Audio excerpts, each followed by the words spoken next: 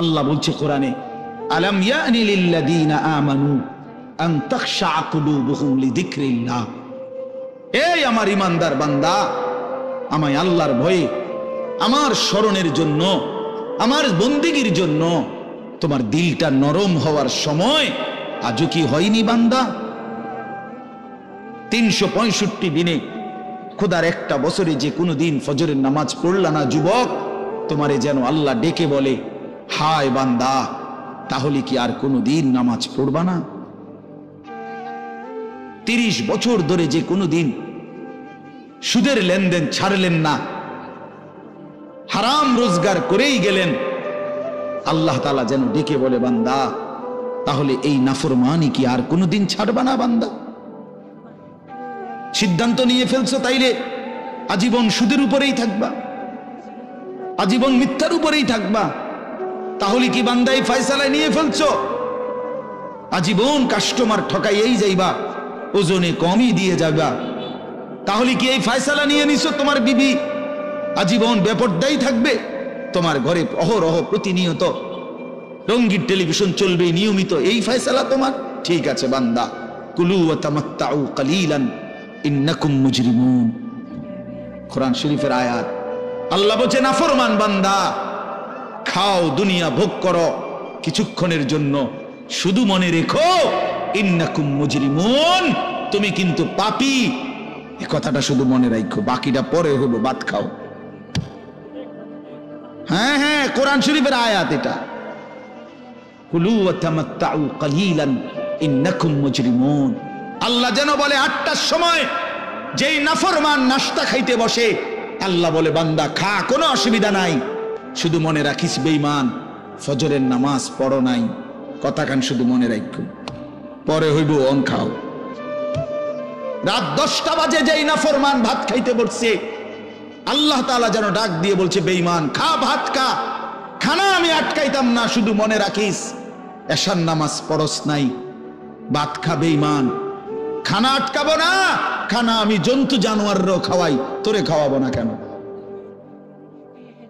খানা আমি কুকুর বিড়ালরেও খাওয়াই, খানা আমি গরু ছাগলরেও খাওয়াই, তোরে দেব না কেন? বান্দা খা, শুধু মনে রাখবি ইন্না আ'তাদনা লিল কাফিরিনা সালাসিলা ওয়া আগলালাম ওয়া সাইরা।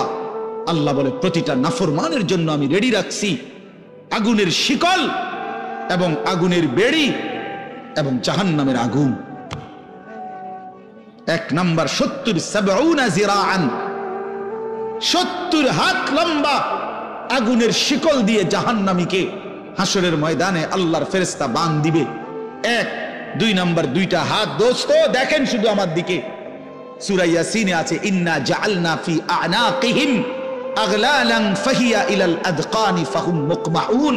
এটার অর্থ হলো এই যে হাসরের ময়দানে প্রত্যেকটা পাপী নাফরমানকে ফেরেশতা 2 হাত আলগি দিয়া এইভাবে ঘাড়ের সাথে বাঁধ দিয়া ধইরা, এই 2 থুতনির নিচে 2 হাত এভাবে দিয়া এইভাবে বাঁধ দিয়া, আল্লাহর কসম, রব্বে কাবার কসম করে বললাম,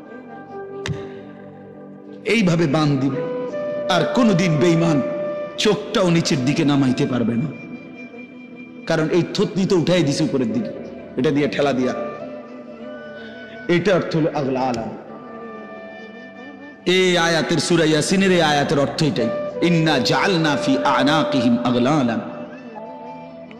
আল্লাহ বলছে, বান্দা আমি দেখাবো।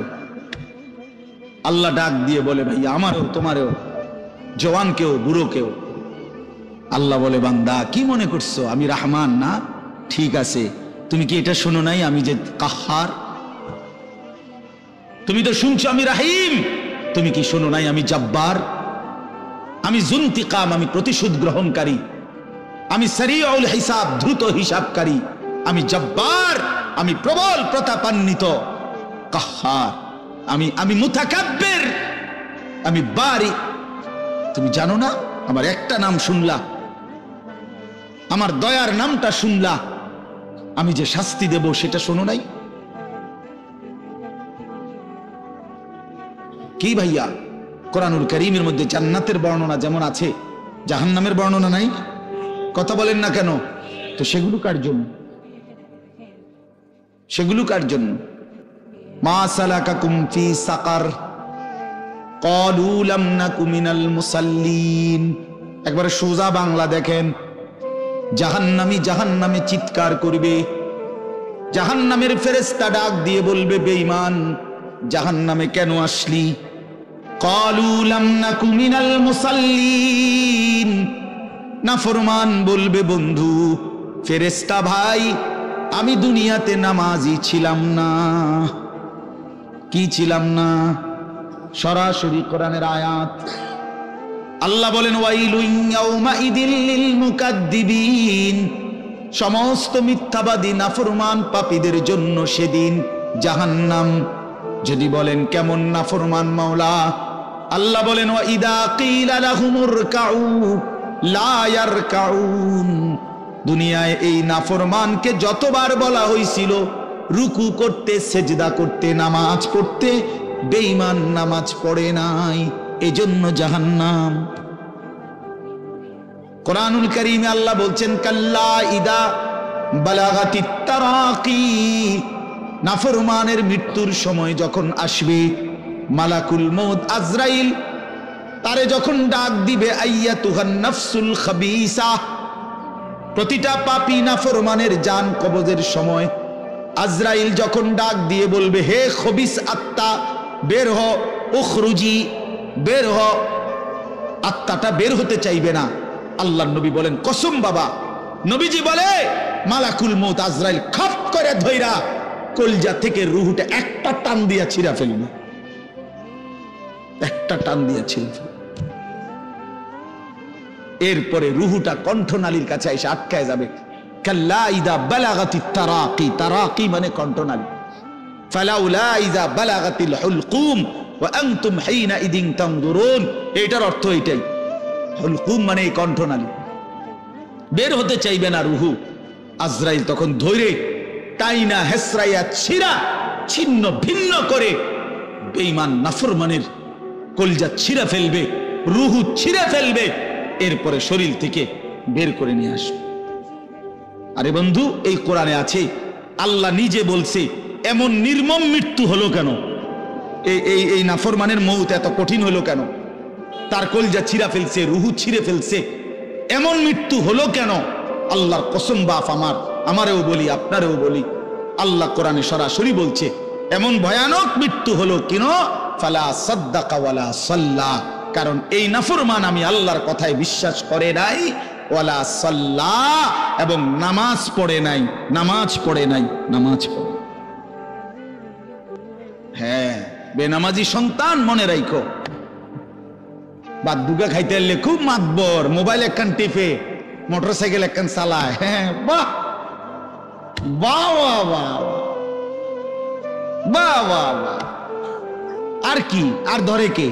আমার একটা মোটরসাইকেল আছে, আমার একটা মোবাইল আছে, আমার কিছু বন্ধু আছে যারা আমার সারাক্ষণ অসৎ সঙ্গ দেয়। যখনই আমার সমস্ত নাফরমানি মন চায়, কিছু অসৎ বন্ধু মিলে যায়, যে বন্ধুরা আমার সারাক্ষণ চরিত্রহীনতা শিখায়, অসভ্যতা, নোংরামি, অশ্লীলতা, বেহায়াপনা শিখায়।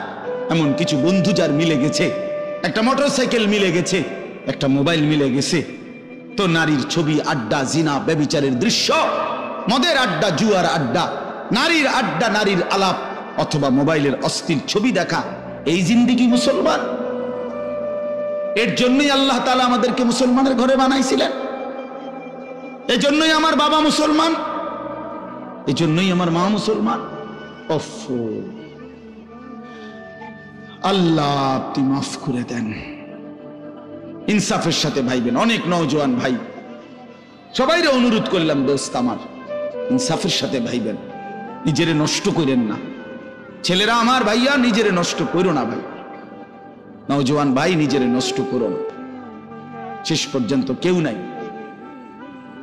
শেষ পর্যন্ত একদিন, দিন শেষে, রাত শেষে দেখবেন আমার সাথে কেউ নেই, আমি একাই, আমি একাই। একদিন কবর আমারে সব সম্পর্ক ছিন্ন করে দিবে, একদিন মৃত্যু আমাকে সব ভুলায় দিবে, সব ভুলায় দিবে। তো এই সূরাটার নাম হলো সূরা মুলক। এটা কোরআন শরীফের অত্যন্ত ফজিলতপূর্ণ একটা সূরা। মাত্র 30টা আয়াত এই সূরার মধ্যে। আল্লাহ নবী সাল্লাল্লাহু আলাইহি ওয়াসাল্লাম বলছেন, এই সূরাটি যে নিয়মিত তেলাওয়াত করবে, আল্লাহ নবী বলেন, তুমজিহি মিন আযাবিল কবর, এই সূরা মুলক তাকে কবরের আযাব থেকে রক্ষা করবে। এটাই সূরার ফজিলত। এজন্য আলহামদুলিল্লাহ উলামায়ে কেরাম, আমাদের মাদ্রাসাগুলোর তালিবে ইলম এবং আল্লাহওয়ালা বুজুর্গানে দ্বীন সব সময় রাত্রিবেলা ঘুমের আগে আগেই এই সূরা মুলক তেলাওয়াত করে। 4-5 মিনিট সময় লাগে, কিন্তু এই সূরার বড় ফজিলত হলো আল্লাহ নবী সাল্লাল্লাহু আলাইহি সাল্লাম বলেন, এই সূরা কবরের আযাব থেকে রক্ষা করবে, কবরের আযাব থেকে রক্ষা করবে। আমার ভাই, আমার বন্ধু, রাসূলুল্লাহ সাল্লাল্লাহু আলাইহি সাল্লামের অগণিত হাদিস এই কথার প্রমাণ করে যে কবরে আযাব হবে। হাসরের আযাব তো আছেই, জাহান্নামের আযাব তো আছেই, কবরেও আযাব হবে। মেন বিচার তো হবে হাসরের ময়দানে, তার আগেই আযাব হবে কবর। আপনারা সহজ বাংলায় বুঝবেন, আসামি যখন ধরে ফেলে তখন মামলার হিয়ারিং তো চলে, মামলার শুনানি তো চলে, কিন্তু সে কারাগারে ঠিকই আটকায় রইছে। কারাগারের কষ্ট যন্ত্রণা সে হাজতি হিসাবে ভোগ করতে থাকে। আবার যখন মামলার রায় হয় তখন সে আবার আসামির পরে হিসাব করে, কিন্তু কষ্ট লাঞ্ছনা এটা তো তার শুরু হয়ে যায়। যদিও এখনো বিচার শেষ হয় নাই, বিচার প্রক্রিয়াধীন, 10 দিন, 50 দিন, 20 দিন, 1 মাস পর পর মামলার ডেট পরে শুনানি হয়, কিন্তু সে তো থাকে কারাগারে,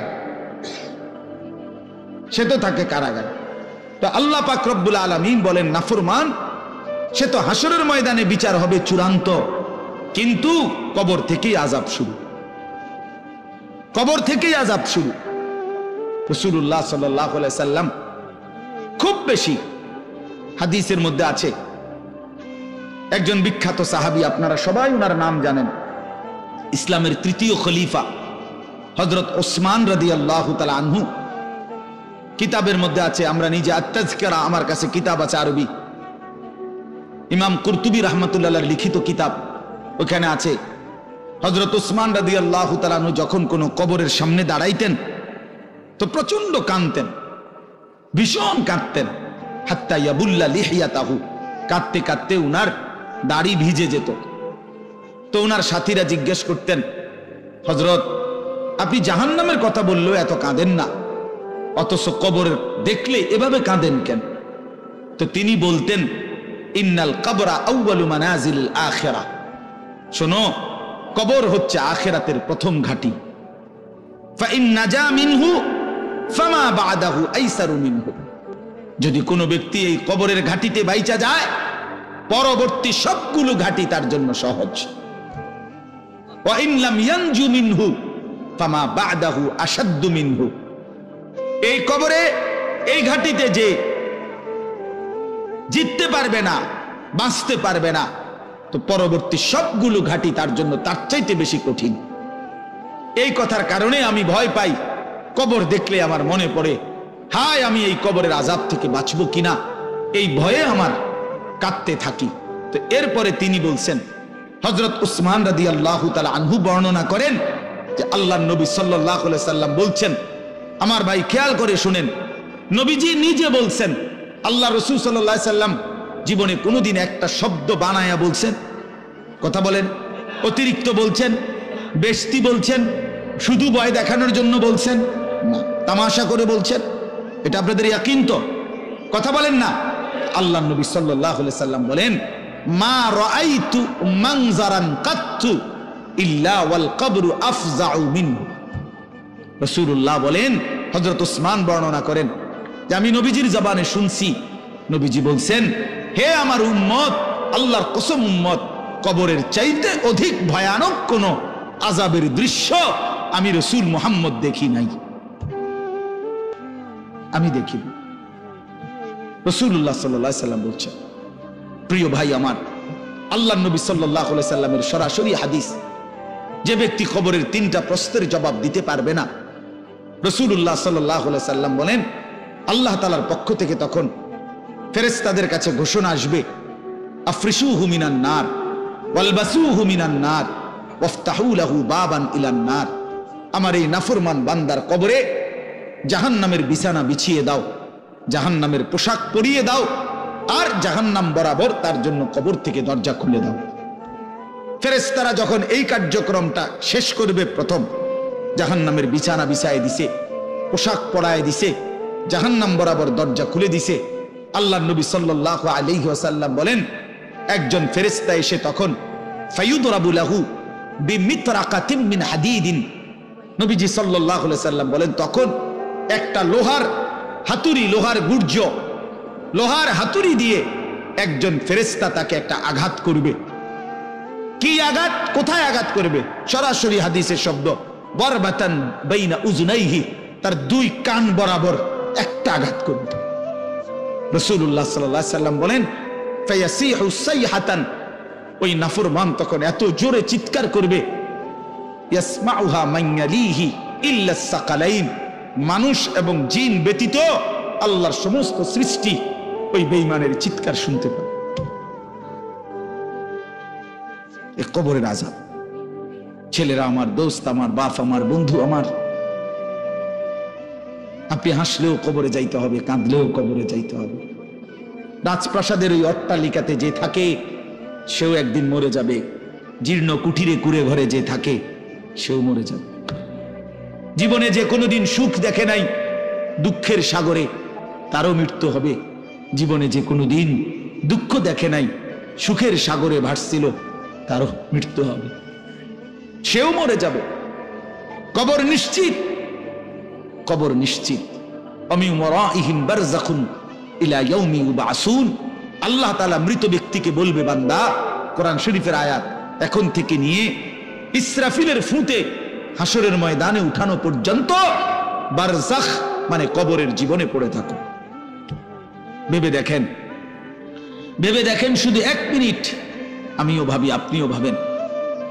হাদিসের মধ্যে আছে, মা বাইনান নাফখাতাইন 40, ইসরাফিল প্রথম ফু দিলে জমিনের সবকিছু মাটির নিচে চলে যাবে, দ্বিতীয় ফু দিলে মাটির নিচ থেকে আবার সবাই উঠে হাসরের ময়দানে দাঁড়াবে।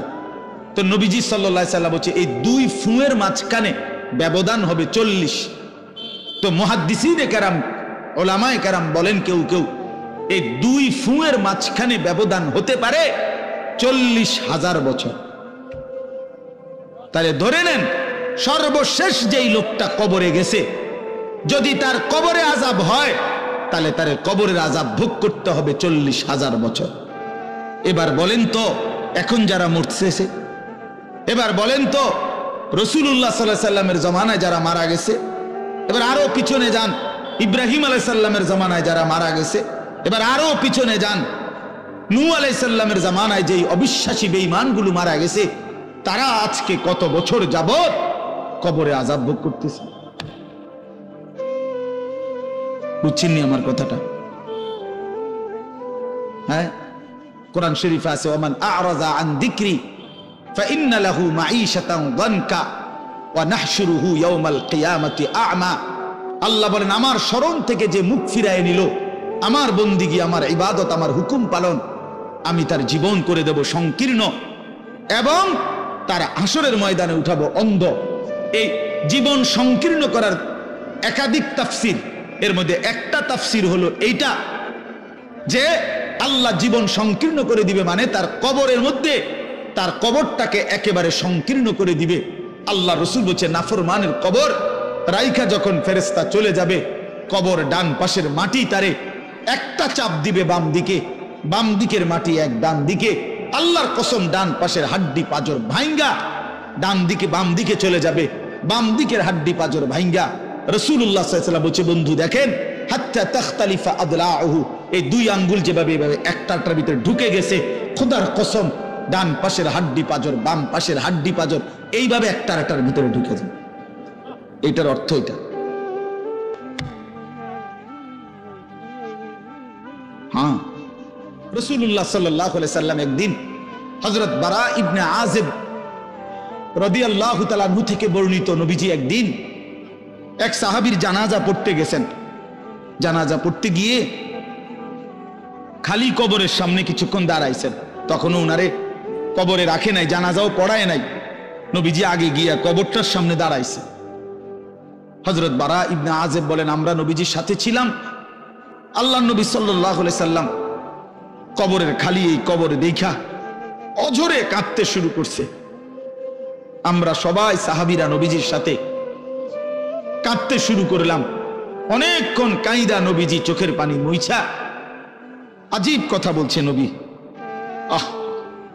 রাসূলুল্লাহ সাল্লাল্লাহু আলাইহি ওয়াসাল্লাম সাহাবীদেরকে লক্ষ্য করে বলছে, ইয়া ইখওয়ানি লিমিসলি হাদা ফাআইদু, আমার বন্ধুরা, আমার সাথীরা, এই কবরে যাওয়ার জন্য তোমরাও রেডি হও। ফাআইদু, তোমরাও প্রস্তুতি নাও, অচিরেই তুমি আমি সবাই এই কবরেই পৌঁছে যাইতে হবে। রাসূলুল্লাহ সাল্লাল্লাহু আলাইহি ওয়াসাল্লাম বলছে, প্রিয় বন্ধু আমার, জওয়ান সাথী আমার, সামান্য এই কয়েকটি দিনের জওয়ানি নষ্ট না করা, নষ্ট না করা, কোনোভাবেই নষ্ট না করা। তো এই জন্য বললাম, এই সূরা মুলক এটা আল্লাহ তাআলা অত্যন্ত ফজিলতপূর্ণ একটি সূরা। রাসূলুল্লাহ সাল্লাল্লাহু আলাইহি সাল্লাম বলছেন এটা কবরের আযাব থেকে রক্ষা করবে। এই সূরা নিয়মিত তাফসীরের মধ্যে আমি নিজে পড়ছি, তাফসীরে কুরতুবীতে আছে। আল্লাহর নবী সাল্লাল্লাহু আলাইহি সাল্লাম বলেন, লাওয়াদিতু, নবীজি বলেন আমার দিলের আশা, আমার দিলের তামান্না, আমার উম্মতের প্রতিটা মুমিন তার কলিজার ভিতরে, তার জবানে এই সূরা মুলক থাকুক, সূরা মুলক থাকুক। অর্থাৎ রাসূলুল্লাহ সাল্লাল্লাহু আলাইহি সাল্লাম বলতেন, আমার প্রতিটা মুমিন বান্দা উম্মত যেন এই সূরা মুলক তেলাওয়াত করে, যেন কবরের আযাব থেকে রক্ষা পায়। নবীজি 5 ওয়াক্ত নামাজের পরে, আল্লাহর কসম ভাই, এখানে অনেক ওলামায়ে কেরাম আছে, আপনি জিজ্ঞাসা করুন, নবীজি 5 ওয়াক্ত নামাজের পরে, সরদারে দু আলম নবীর তো কোনো গুনাহ নাই, তিনি নিষ্পাপ, তিনি তো জান্নাত উদ্বোধন করবেন। আনা আউয়ালু মান ইয়াকরাউ বাবাল জান্নাহ, নবী বলছে আমি সেই মুহাম্মদ যে প্রথম জান্নাতের দরজা আমি নাড়ব, জান্নাতের কড়া নাড়ব আমি মুহাম্মদ। ভিতর থেকে ফেরেশতা বলবে আপনি কে? আমি বলবো মুহাম্মদ। ফেরেশতা বলবে আনতাজিরুলাক, আমি তো আপনার অপেক্ষাই করছিলাম, আপনি আসবেন বলেই তো অপেক্ষায় ছিলাম, আপনি উদ্বোধন করে দিলেই তো বাকিরা ঢুকবে। তো সেই নবী যিনি জান্নাত উদ্বোধন করবেন, তিনি 5 ওয়াক্ত নামাজের পরে ভাইয়া প্রতিদিন তিনি যেই কথাটা দোয়া করতেন, এর মধ্যে একটা দোয়া এটা, আল্লাহুম্মা ইন্নী আউযু বিকা মিন আযাবিল কবর ওয়া মিন ফিতনাতিল কবর ওয়া মিন ফিতনাতিল মাসীহিদ দাজ্জাল ওয়া মিন ফিতনাতিল মাহইয়া ওয়াল মামাত। আল্লাহ, আমি কবরের আযাব থেকে পানাহ চাই। নবীজি নিজে বলতেন, নবীজি নিজে বলতেন। প্রিয় ভাই, বাবা আমার, চলেন সবাই নিয়ত করি, নিজেকে গুনাহ থেকে বাঁচানো দরকার, নিজের আল্লাহর নাফরমানি থেকে বাঁচানো দরকার। আল্লাহ তাআলা বলেন, ইন্নাল্লাযীনা ইয়াখশাউনা রাব্বাহুম বিল গায়ব, আমি আল্লাহকে না দেখে, আমার কথাগুলো আখিরাত সম্পর্কিত, এগুলোকে না দেখে যারা আমি আল্লাহকে ভয় করে, আখিরাতকে ভয় করে, জাহান্নামকে ভয় করে, কবরকে ভয় করে, আল্লাহ বলেন, তাফসীরের মধ্যে লিখছে ভয় করে মানে হলো গুনাহ বর্জন করে। কোন ব্যক্তি আল্লাহকে ভয় করে, খোদার কসম, এই কথার অর্থ হলো গুনাহ ছেড়ে দেয়। যে গুনাহ ছেড়ে দেয় সে আল্লাহকে ভয় করে, যে আল্লাহকে ভয় করে সে গুনাহ ছেড়ে দেয়। কোন নাফরমান আল্লাহকে ভয় করে না, আল্লাহকে ভয় করলে গুনাহ করতে পারে না। বুঝেন নাই বাংলা কথাটা?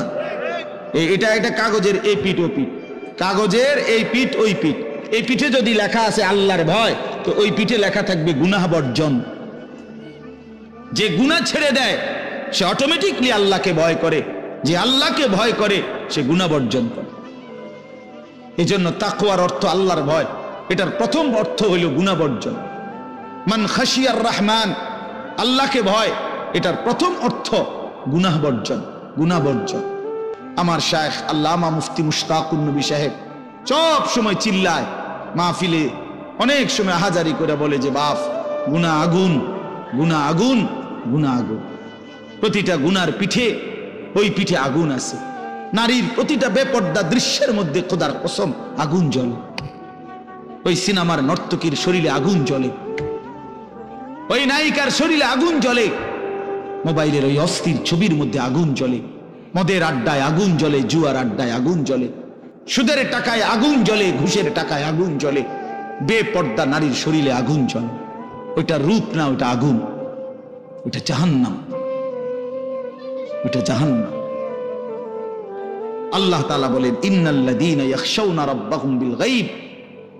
আল্লাহ তাআলা বলেন আমার যে বান্দারা আমার আখিরাত, আমার জাহান্নাম, আমার পরকাল, আমার কবর, এই কথাগুলোকে ভয় করে, আমি আল্লাহকে ভয় করে, না দেখে আল্লাহ বলেন আমি ওয়াদা দিলাম লাহুম মাগফিরাতুম ওয়া আজরুন কাবীর, আমি তাদের পেছনের সব গুনাহ মাফ করে দেব আর আমার সবচেয়ে বড় পুরস্কার জান্নাত দিয়ে দেব। এরপরে আল্লাহ বলেন ওয়া আসিররু কাওলাকুম আবিজহারু বিহি ইন্নাহু আলিমুম বিযাতিস সুদূর। মানুষের তিনটা অবস্থা কথার ক্ষেত্রে, মানুষ তার অভিব্যক্তির ক্ষেত্রে তিনটা অবস্থা হয়। মানুষ কখনো জোরে কথা বলে, মানুষ কখনো আস্তে কথা বলে গোপনে, আর কখনো মানুষ অন্তরে জল্পনা কল্পনা করে, ঠিক না? এই তিনটাই অবস্থা, তিনটাই অবস্থা। তো আল্লাহ তাআলা বলেন, এনে একটা ছোট্ট তাফসীরের মধ্যে আছে, মক্কার কুরাইশরা, কাফেররা নবীজির বিরুদ্ধে দিবানিশি ষড়যন্ত্র করত, বুঝছেন? তো ষড়যন্ত্র করতে বইলে মাঝে মধ্যে এই বেকুবরা বইলে কইতো আস্তে কো, আস্তে, এই আস্তে কো বেড়া, আসিররু, আস্তে কথা বলো, কাই লা ইয়াসমা রাব্বা মুহাম্মদ, মুহাম্মদের খোদা যেন শুনতে না পায়। শুনলে কি অসুবিধা হইব? হেরাই বলতো শুনলে জিবরাইলের কাছে কইয়ে দিব, হে আবার মুহাম্মদের কাছে এসে পড়ব, এক্কারে ফেঁসে পড়ব। হ্যাঁ, তাফসীরের মধ্যে আছে। আল্লাহ তাআলা বলেন হায় হায় রে বেওকুফ, কি বললি, কি ভাবলি, আল্লাহরেই চিনলি না, আল্লাহকেই চিনলি। হ্যাঁ, অনেক নওজোয়ান হ্যাঁ বেচারা ইয়ারফোন লাগাইলে মনে করে কেউ শুনে না, না ইয়ারফোন লাগাইলেছে আর কি, বুঝেন নাই? কানের মধ্যে দুইটা বল্টু লাগাইছে, খালাস, আর তো দুনিয়ার কেউ শুনে না। আরে না ফরমান, দুনিয়া কেউ শুনে না সেটা তো কথা না, আর শাজিমের মালিক তো শুনে। ওয়া আসিররু কাওলাকুম আবিজহারু বিহি, রব্বুল আলামিন বলেন তোমরা যদি আস্তে কথা বলো, আবিজহারু বিহি, যদি জোরেও কথা বলো, ইন্নাহু আলিমুম বিযাতিস সুদূর, আল্লাহ বলে শুধু এই দুইটা না বান্দা, আস্তে বলো, জোরে বলো, অথবা অন্তরের ভিতরে যা লুকায়িত করো, আমি আল্লাহ সবটাই পুরাপুরি জানি। এরপরে শেষ অসাধারণ একটা যুক্তি আল্লাহ দেখাইছে, এই শেষ কথা আমার, আলা ইয়ালামু মান খালাক, আজীব কথা। আল্লাহ বলে আচ্ছা বান্দা, তোমার আমি একটা কথা জিজ্ঞাই, তুমি আমার কথাটার উত্তর দাও। এর কথা কি তুমি বুঝো না যে আলা ইয়ালামু মান খালাকা, যে সৃষ্টি করলো, যে বানাইলো, তিনি জানবে না, তিনি বুঝবে না, তিনি শুনবে না, এটা তুমি কেমনে ভাবলা? তুমি কও, তোমার বিবেকে কি কও? এতটি ভাত খাইয়া বুঝিয়ে কথাটা বুঝলা না, এতদিন দুনিয়ার থেকে বুঝিয়ে কথাটা বুঝলা না। আলা ইয়ালামু মান খালাক, এই তৃতীয় আয়াত। আল্লাহ বলেন যিনি সৃষ্টি করলেন তিনি জানবে না? যে কোম্পানি এটা বানাইছে সে জানে না এখান দিয়ে কথা বলে না, এখান দিয়ে কথা বলে? কথা বলেন না কেন? তো যিনি সৃষ্টি করলেন আল্লাহ, আমরা কি করছি না করছি তিনি আমাদের কথা জানবেন না? কথা বলেন না, বলেন না, শুনেন তিনি? আল্লাহ শুনেন কিনা, দেখেন কিনা, জানেন কিনা? ওহুয়াল লতীফুল খবীর, আল্লাহ বলেন তিনি সূক্ষ্ম থেকে সূক্ষ্ম, বিন্দু থেকে বিন্দু সেটাও জানেন।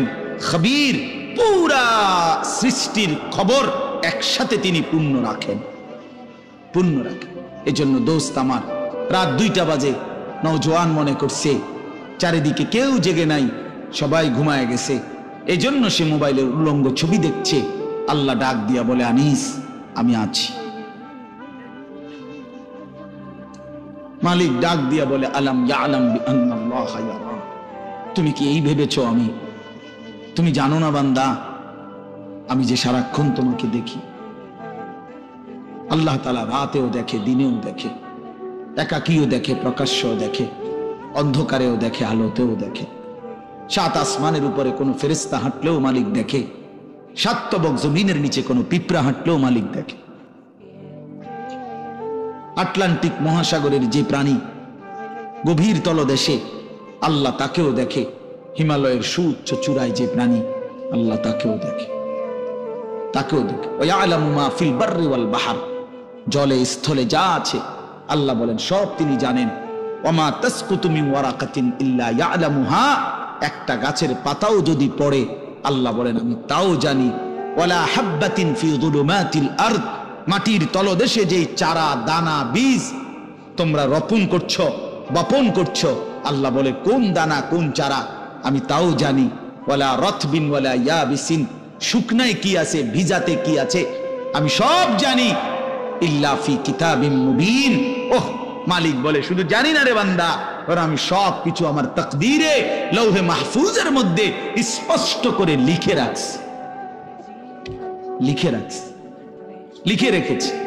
অতএব বাপ আমার, বন্ধু আমার, দয়া করে মেহেরবানি করে এই মাহফিলগুলো আসলে আপনাদের কাছে কোনো 23 বছরের পুরা ইসলাম বুঝানো, একদিনে 1 ঘন্টা, এটা না। অর্থ হলো বিবেকটা জাগানো, অনুভূতিটা একটু জাগানো, ঠিক না?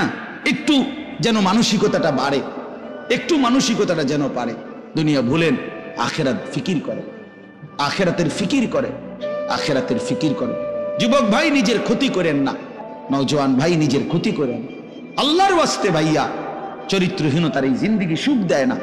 কোনো পাপী সুখে নাই, কোনো হারামখোর, কোনো মদখোর, কোনো গাঁজাখোর, ফুট্টাখোর, বাবাখোর, ডাইলখোর, ইয়াবাখোর, একটা নাফরমান সুখে নাই, সুখে নাই।